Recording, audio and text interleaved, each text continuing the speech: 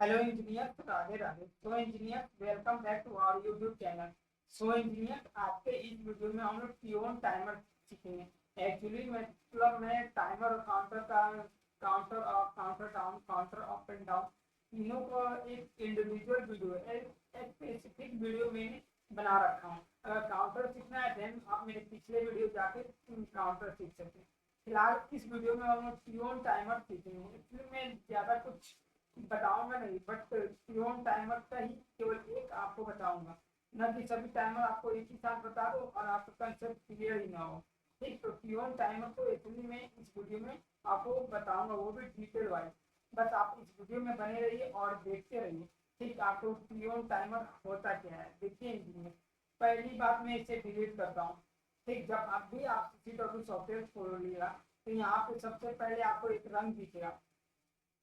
ठीक, रंग में आपको क्या जाना, फेवरेट्स, रन, ब्रांड में टाइमर और काउंटर में जाना है। यहाँ से एक पियोन लेना है।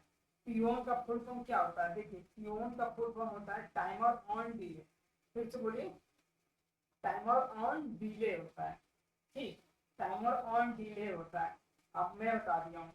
अब देखिए, जो टाइमर ऑन डिले होता है, जिसको हम लोग ऑन डिले टाइमर भी बोलते हैं। क्या बोलते हैं? ऑन डिले टाइमर भी बोलते हैं, या टाइमर ऑन डिले टाइमर सब कुछ बोलते हैं।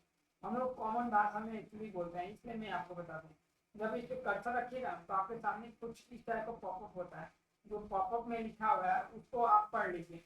टीओन लिखा है, टीओन नंबर 1 हम लोग यूज कर रहे हैं। इसका ऑन डिले टाइमर है। Output on after time reaches. क्या लिखा है? Output on after time reaches मतलब आपका टाइम कंप्लीट होगा देन जाके आपका आउटपुट कंप्लीट होगा। अब देखिए, इनपुट है, इसमें कितने पैरामीटर हैं वो भी देख लेते हैं। आईएन का मतलब इनपुट होता है। क्या होता है? आईएन का मतलब इनपुट। पीटी का मतलब प्रीसेट वैल्यू। पीटी का मतलब प्रीसेट वैल्यू। क्यू का मतलब डन बिट। ठीक, ईटी का मतलब ये टाइम बिट होता है। ठीक, तो फिलहाल इसको ओपन करता हूँ और मैं आपको समझाता हूँ। ठीक, F1 प्रेस कीजिएगा तो यहाँ देखिएगा TON, ये टाइमर लिखा होगा, ऑन डिले टाइमर लिखा होगा। क्या लिखा होगा? T का मतलब टाइमर, ON का मतलब ऑन डिले। ठीक, increase and internal timer of to given value. जितना आप वैल्यू दीजिएगा टाइमर में उतना ही वो क्या करेगा, उतना ही वो मतलब टाइम तक वो एग्जीक्यूट करेगा, देन आपका आउटपुट ऑन होगा। Operation details and do not use a jump to skip over tune instruction. Block ladder LD. If a jump is used, a tune timer continues after the elapsed time.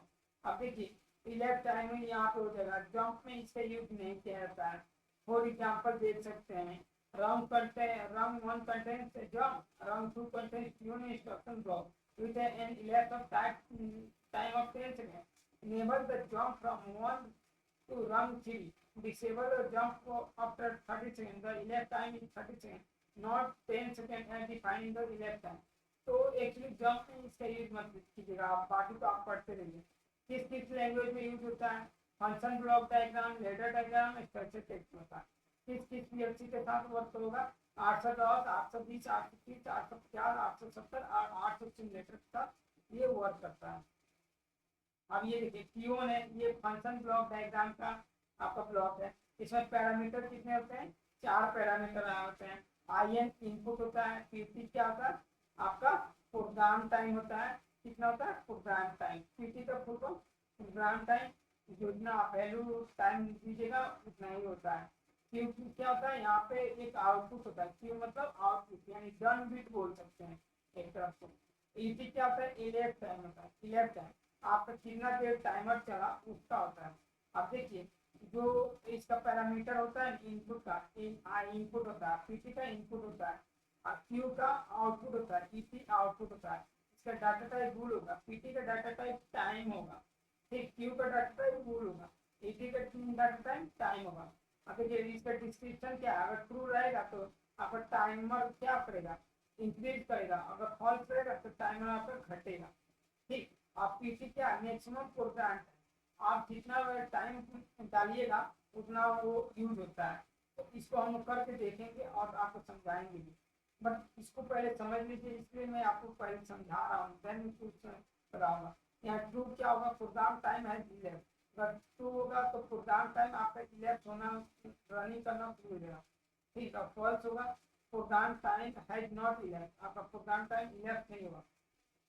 ET क्या होता है, जितना timer चलता है ना उतना वो वहाँ पे टाइम दिखाता है, करंट इलेप्ट है वहाँ पे टाइम दिखाएगा। Possible values range from 0 millisecond to 111.93 यानी 1193 घंटा 2 मिनट 43 सेकेंड 294 मिली सेकेंड तक ये इलेक्ट टाइम को मतलब टाइमर के इलेक्ट टाइम को काउंट कर सकता है। 1193 घंटा 1,993 घंटा। यहाँ देख सकते हैं P1 है मैक्सिमम टाइम और इलेक्ट टाइम है। ठीक, चलिए हम लोग इसको एग्जीक्यूट करते हैं और समझते हैं।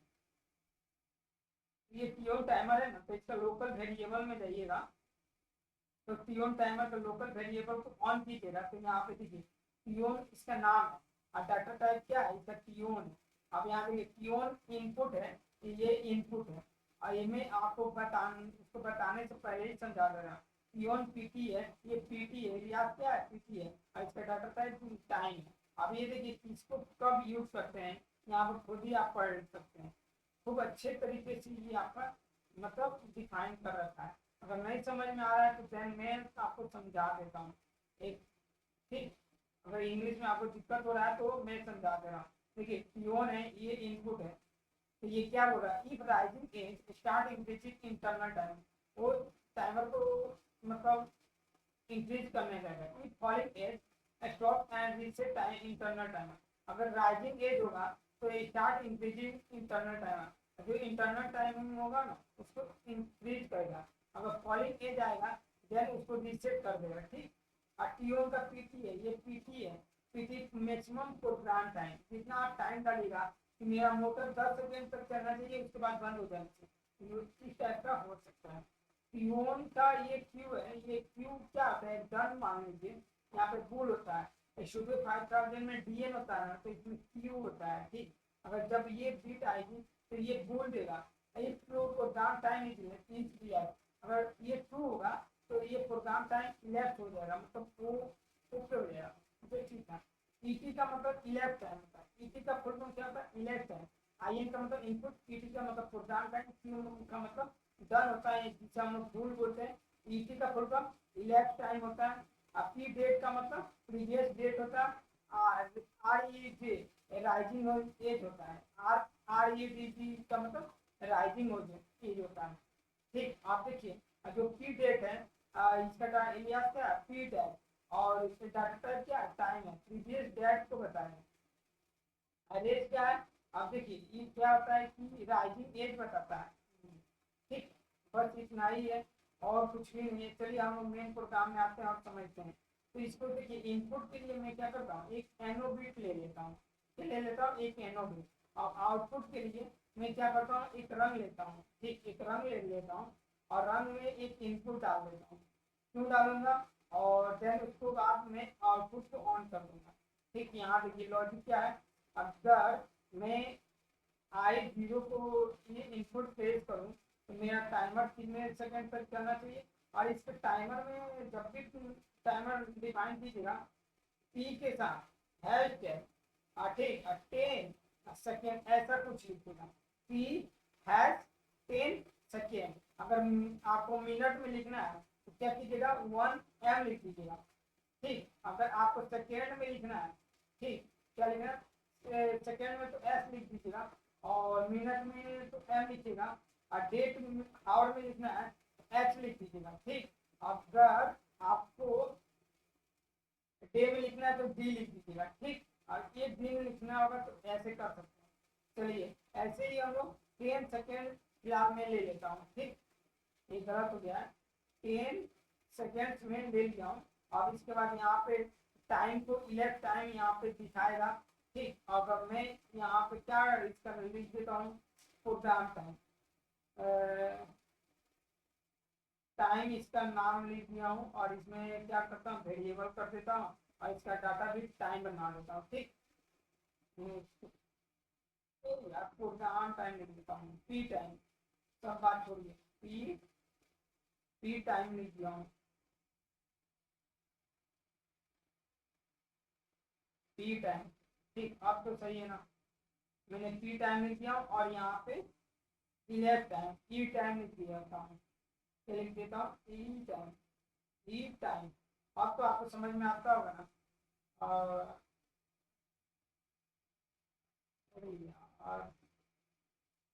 की टाइम मैंने इसका लिख दिया और इससे मैं डिफाइन कर देता हूँ वेरिएबल सिलेक्टर से। मैंने ये भी डाटा टाइप क्या है, टाइम, ये भी डाटा टाइम। ई मतलब प्रोग्राम टाइम, ई मतलब इलेक्ट टाइम। अब यहाँ देखिए क्या होगा, जब ये इनपुट आएगा 10 सेकेंड काउंट कर लेगा। ठीक, मैं कितनी टाइम को जैसे बता देता हूँ। ठीक, अगर 10 सेकेंड मतलब कर लेगा, देन आप देन ये टाइमर डाउन होगा। क्या होगा, ये टाइमर होगा, 10 सेकेंड काउंट कर लिए यहाँ पे, तो ये टाइमर डाउन होगा। टाइमर डाउन होगा तो क्यून का क्यू लिखिएगा, TON, TON का क्यू, क्या लिखिएगा, TON का क्यू। क्यू मतलब ये डन हो जाएगा। जैसे डन होगा तो मेरा आउटपुट नंबर 1 जल जाएगा। कितने जल जाएगा, आउटपुट नंबर 0 मेरा जल जाएगा। देन आपको, अब मेरा सब कुछ कंडीशन सही है, देन यहाँ पे मैं बिल्ड कर दे रहा हूँ। अब इसको हम डाउनलोड करेंगे। चलिए अब मैं डाउनलोड करता हूँ और देखता हूँ क्या मेरा जो लॉजिक बनाया हूँ वो वाकई में मतलब सही है कि वर्क कर रहा है कि नहीं कर रहा है। इन सभी चीज़ों को देख लेता हूँ। फिलहाल डाउनलोड करता हूँ और डाउनलोड तो होगा नहीं क्योंकि मेरा कंट्रोलर ऑफ कंडीशन में, जो माइक्रो आर्ट सिमुलेटर है ना ये ऑफ पड़ा हुआ है। अब फिलहाल नॉट रिस्पॉन्डिंग लिख के आ रहा है। ठीक, अब फिलहाल रुक जाने दीजिए।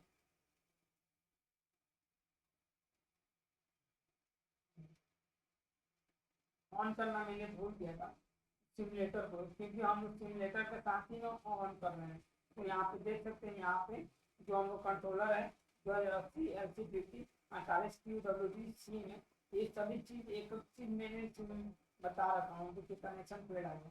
क्यों आया भाई, सिमुलेटर आपने ऑन ही नहीं किया तो फेड नहीं है। ठीक, तो इसलिए आप लोग को भी ध्यान देना चाहिए, आपके सिमुलेटर में मेरा ऑन नहीं है। ठीक, चलिए यहाँ पे मैं इसको क्लोज कर देता हूँ। अब फिलहाल अब डाउनलोड करूँगा तो एक्चुअली ये डाउनलोड हो जाएगा। इसमें माइक्रो आर्ट सिमुलेटर में ये एक्चुअली डाउनलोड हो जाएगा। फिलहाल देखिए डाउनलोड होना शुरू हो गया है। अब देखिए डाउनलोड विथ प्रोजेक्ट वैल्यू पे आप क्लिक कीजिएगा, देन आपके सामने ये और ऑप्शन आएगा, उस पर यस पे क्लिक करना है। ठीक, फिलहाल तो डाउनलोड हो रहा है, देन आपको यस पे क्लिक करना है। यस पे जैसे क्लिक कीजिएगा तो आपका प्रोग्राम पूरी तरह से डाउनलोड हो जाएगा। फिर माइक्रो आर्ट सिमुलेटर का एक वार्निंग है, फिर माइक्रो आर्ट सिमुलेटर का एक वार्निंग आएगा, देन आप उसको क्लिक कर सकते हैं। ठीक, download one success, zero up to date, zero speed, zero ये है। अब देखिए यहाँ पे आपको यस पे क्लिक करना, फिर सिमुलेटर का एक वार्निंग आएगा तो क्रॉस कर दीजिएगा यहाँ पे। आज देन आपका page by default yellow type का हो जाएगा। ठीक, ऑटोमेटिक, ये ऑटोमेटिक हो गया। चलिए मैं इसे हाइड कर देता हूँ। ठीक है, अब ध्यान से देखिए, मैं जीरो को प्रेस करूंगा और यहाँ पे इसका टाइमिंग क्या डाल देता हूँ, 10 सेकेंड डाल देता हूँ। क्या लिख देता हूँ यहाँ पे, 10 सेकेंड डाल दिया हूँ। ठीक, चलिए अब 10 सेकेंड देखिए, 10 मिनट है क्या।